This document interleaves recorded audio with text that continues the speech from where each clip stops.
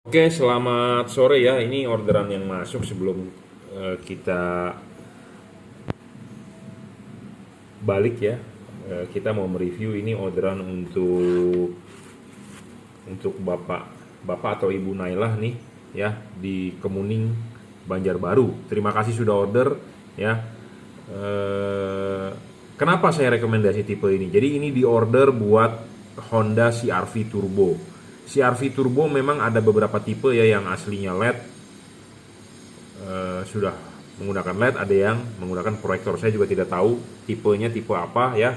Tapi memang seperti itu ya, Honda keluar yang HR-V pun juga begitu, ada yang versi proyektor, ada yang versi non proyektor. Nah, ini di order untuk versi proyektor ya. Nah, proyektor ini saya rekomendasi tipe ini ya, H11 30 watt real ya. Memang wattnya cuma 30 watt, 3100 lux, nggak bisa lebih. Bolam ini mempunyai beberapa keunggulan dibandingkan tipe-tipe lain ya. Satu, soal bayangan gelapnya dia kecil. Karena kita butuh bayangan gelap kecil. Kenapa? Karena eh,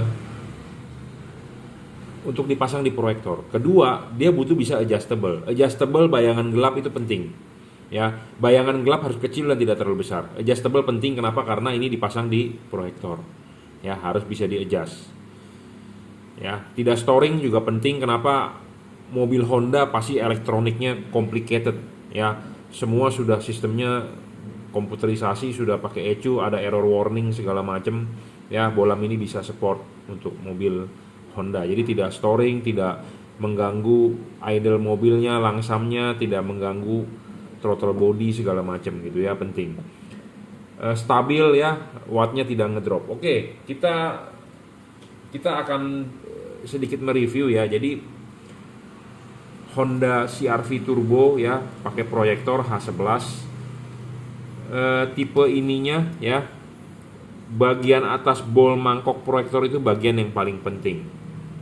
Bagian paling penting untuk memantulkan cahaya. Sedangkan proyektor ini nantinya akan dipasang tipe sorotan samping. Jadi kalau ininya bagian sini atas, jadi LED ini tegak lurus, vertikal. Nah, vertikal ini kalau dijabarkan dari belakang itu harus melihat garis patokan ini. Garis patokan ini harus vertikal ya, jangan miring kiri, jangan miring kanan, jangan horizontal ya, harus vertikal. Jadi kalau dipasang harus vertikal. Kenapa? Karena tipe sorotan samping. Jadi kalau ini dipasang tep, nah ini Anda harus lihat ini vertikal garisnya ya, harus vertikal ya, tidak boleh horizontal atau miring-miring. Terserah sih, mau horizontal juga boleh, cuman saya rekomendasi udah pasti vertikal deh bro ya. Nah, bolam ini adjustable syarat ketiga. Yang seperti tadi saya bilang, bisa diputar ya. Anda bisa cari vertikalnya, Anda bisa tarik mundur.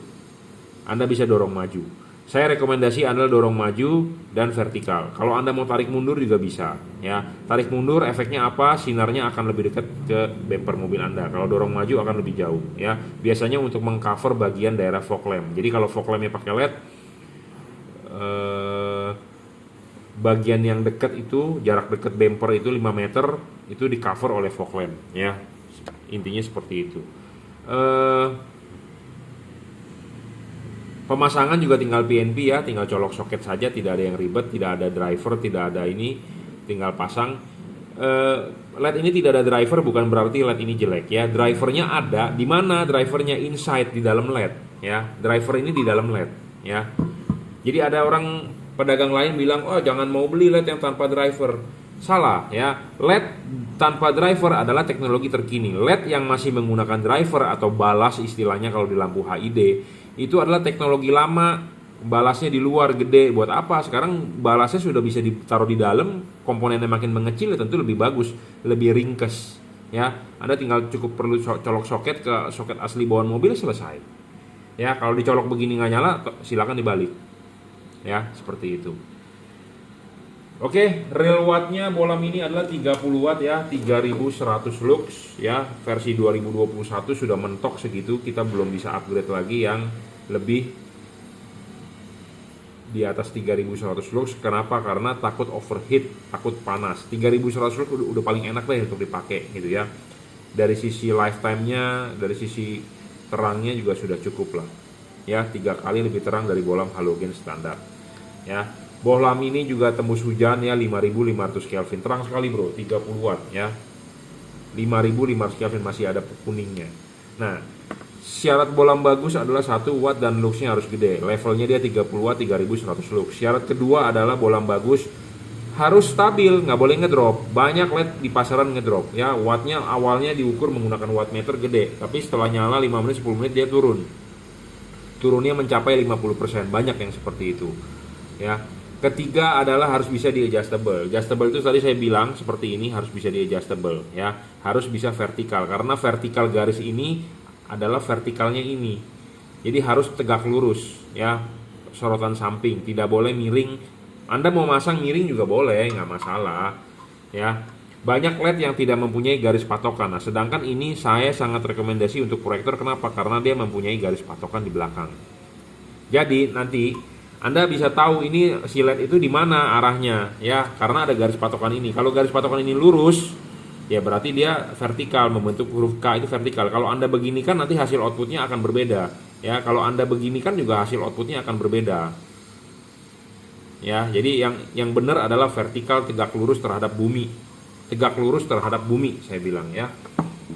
Kenapa? Karena LED ini pas pada saat dipasang vertikal seperti ini ya. Ya. Sinar itu hanya memantulkan ke kiri dan ke kanan ya. Bayangan gelap ada akan di atas, tapi bohlam ini bayangan gelapnya kecil, tetap akan maksimal, tapi tetap bagian atas ini akan menerima bayangan gelap. Jadi reflektor yang saya arsir ini ya, bagian tengahnya akan menerima bayangan gelap. Nah, makanya ada syarat lanjutan untuk sebagai syarat LED bagus, bayangan gelap harus kecil. Nah, bohlam ini bayangan gelapnya kecil ya, bayangan gelapnya kecil. Kita sekalian ngetes bohlam ini ya. Jadi saya tukar, bukannya berarti apa-apa. Sekalian kita mendemokan bahwa bohlam ini nyala ya. Nah, bohlam yang bagus, bayangan gelapnya harus kecil. Nah, apa sih bayangan gelap? Nah, kita lihat di tembok. Ya, tuh ada di tembok ini saya gerak-gerak ada yang hitam-hitam kan tuh di tembok bayangannya. Nah, bayangan gelapnya tidak terlalu gelap dan tidak terlalu kecil, bahkan tidak ada bayangan gelap. Nah, bohlam itu yang bohlam boleh dibilang bagus. Kenapa? Karena kalau namanya halogen ya, sinarnya itu 360 derajat ke segala arah, ke situ ada, ke sini ada, pokoknya 360 derajat membentuk bola ya, keliling sama. Sedangkan kalau LED seperti begini, dia hanya bisa ke situ dengan ke sini. Ke sininya tentu agak gelap karena ini lensa LED-nya ada chip. Dia membantu pembiasan yang ke sini. Nah, makanya kenapa saya membuat syarat bohlam bagus itu bayangan gelap harus kecil. Ya, bayangan gelap kecil itu intinya menguntungkan. Bayangan gelapnya besar merugikan Anda, apalagi di bagian proyektor. Pakai proyektor itu output tipis bro. Saya ngomong apa adanya, output tipis. Pakai proyektor output tipis. Ya, kalau Anda menggunakan LED yang bayangan gelapnya gede, makin tipis outputnya di tengah. Ya, kenapa? Karena LED ini kan dipasang begini. Kalau di sini bayangan gelapnya besar dan gelap, rugi karena bol bagian atas ini fungsinya untuk memantulkan cahaya ke jalan. Ya, bagian tengahnya supaya terang. Intinya begitu. Oh, kalau begitu, supaya bol atasnya ini tidak menerima bayangan gelap, saya bisa dong pasang horizontal begini. Bisa. LED ini adalah enak sekali ya, full adjustable. Nah, kita akan demokan ya, apa sih bedanya. Makanya kenapa Anda harus beli LED ini untuk proyektor ya.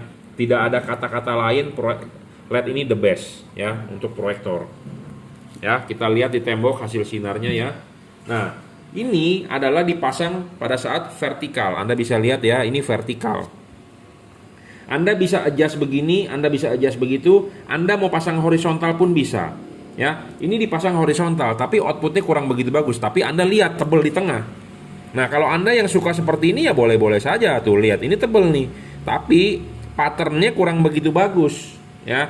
Nah, makanya saya bilang kenapa bagusan horizontal. Tuh patternnya bagus seperti itu ya, karena bayangan gelapnya juga kecil. Kalau Anda menggunakan LED yang bayangan gelapnya besar ya, bagian tengah ini nggak bisa padat nih di tengah-tengah cut off ini ya. Kalau ini kan masih padat ya, seperti itu. Nah, ini ada fungsi tarik mundur maju. Nah, kalau Anda tarik mundur ya, Anda lihat di tembok hasil outputnya ini akan melebar nih melebar. Jadi sinar itu foregroundnya akan lebih dekat ke bumper mobil Anda. Tapi kalau Anda dorong maju, nah dia akan lebih menyempit. Jadi sinar itu akan lebih jauh dari bumper mobil Anda. Sebenarnya sih saya sih rekomendasi Anda headlamp pakai ini, fog lamp pakai GL3. Jadi untuk mengcover jarak dekatnya pakai fog lamp gitu ya.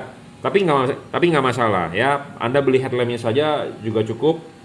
Tapi kalau buat Anda yang merasa kok ada bagian blank spotnya di depan bumper, ya Anda tarik mundur aja. Nah, pakai feeling lah, enaknya bagaimana. Nah, seperti ini kan kita tarik mundur, dia akan lebih membesar. Membesar di sini sedikit, tapi efeknya kalau di jalan ada. Bisa sampai 1 meter lah mundur sinarnya. Ya, seperti itu. Makanya kenapa saya bilang, Anda harus beli LED yang bisa adjustable sebagai syarat ketiga bolam bagus. Ya, sebagai syarat bonus bolam ini adalah syarat keempat, bisa diservis chipnya. Dalam arti kalau chipnya rusak atau mati bisa diganti chipnya ya. Syarat keenam tadi saya sudah syarat kelima saya udah bilang soal bayangan gelap ini kecil. Syarat keenam tidak storing ya, penting karena mobil zaman sekarang udah sistemnya elektronik ya. Sensitif ya terhadap namanya storing. Storing yang paling gampang Anda buktikan adalah LED ini tidak mengganggu radio mobil Anda. Ya, storing itu banyak penyakitnya, banyak yang WhatsApp juga, Pak mobil saya setelah lampu nyala kok getarannya gede, ya itu bisa juga karena storing sensor-sensor terganggu. Ya, Pak kok pas pada saat lampu LED nyala saya gas kok mesti injeknya dalam, nah itu storing terhadap throttle body, servo segala macam. Ya, syarat ketujuh soal pendinginan, nah pendinginan LED ini sudah menggunakan double cooper, jadi di tengah ini ada batang tembaga double, Philips single, Osram single, jadi ini double ya, tentu double lebih oke. Ya, seperti itu. Jadi ini menggunakan double cooper, ada kipas, ada heatsinknya. Dan perlu diingat bagian atas dengan bagian bawah tidak ada hubungan ya. Bagian sini ke atas dengan bagian sini tidak ada kontak udara, tidak ada hubungan sama sekali. Hanya berupa batang tembaga di tengah ini. Jadi maksud saya adalah begini. Anda masang ini di fog lamp, di headlamp ya. Jadi udara itu kipas angin kan berputar, dia akan berputar meniup angin akan keluar di heatsink sini. Tidak ada hubungan dengan angin bisa tiup ke dalam rumah headlamp. Kalau ada LED yang bisa meniup ke dalam rumah headlamp itu berbahaya. Satu, berbahaya kenapa? Debu masuk. Kedua, air bisa masuk. Ya, itu berbahaya. Nah, LED ini tidak. Apa sih LED yang bisa berhubungan dengan udara ke dalam? Itu adalah LED teknologi lama. LED yang sistem jepit ya. Ciri-cirinya bagaimana? Di tengah sini ada lubang. Tengah sini ada lubang. Ya, itu teknologi lama. Jadi PCB LED dijepit di body. Jadi ada lubangnya. Kalau ini tidak ada lubang karena dia sistem pendinginannya adalah pakai batang pejal di tengah. Jadi benar-benar terisolasi antara udara yang di ruangan mesin dengan yang di dalam headlamp. Jadi benar-benar kedap ya. Karet ini pun juga bagus. Ini tebal. Banyak LED yang karet ininya tipis, dipasang oplak-oplak ya, kendor segala macam. Nah, itu bisa masuk air. Nah, kalau ini aman dari air ya, kencang, ngepres lah istilahnya seperti itu ya. Pemasangan juga tinggal PNP, tinggal colok ya. Soketnya ini juga sudah dirajut oleh nilon jadi tahan tarik. Driverless saya sudah jelaskan di awal, bukan berarti ini nggak ada drivernya udah inside karena sudah teknologi terkini. Jadi Anda nggak usah ribet-ribet ngumpetin drivernya, ngiket drivernya ya. Pemasangan tinggal PNP. Jika Anda berminat produk ini, Anda bisa WhatsApp saya 0898-269-3838. Anda bisa order di Bukalapak, Juragan Lampu, Shopee, F3 Moto Lighting, atau Tokopedia, Juragan Lampu, Jungki Wenas ya. Ini di order untuk Honda CR-V Turbo ya, yang menggunakan proyektor H11. Sebenarnya sama, proyektornya sama yang digunakan di Honda HR-V ya, Honda HR-V, Honda BR-V, Honda CR-V sama ya, menggunakan H11. Mau dari CR-V Turbo, CR-V Gen 4, kalau Gen 3 H1, kalau yang lain tipe H11 sama semua. BR-V, CR-V, HR-V semua menggunakan tipe H11 ya. Bolamnya adalah sama karena proyektornya pun sama, cuma beda casingnya saja berbeda. Ya, cukup reviewnya. Terima kasih buat yang sudah order, yang belum order saya tunggu ordernya. Oke.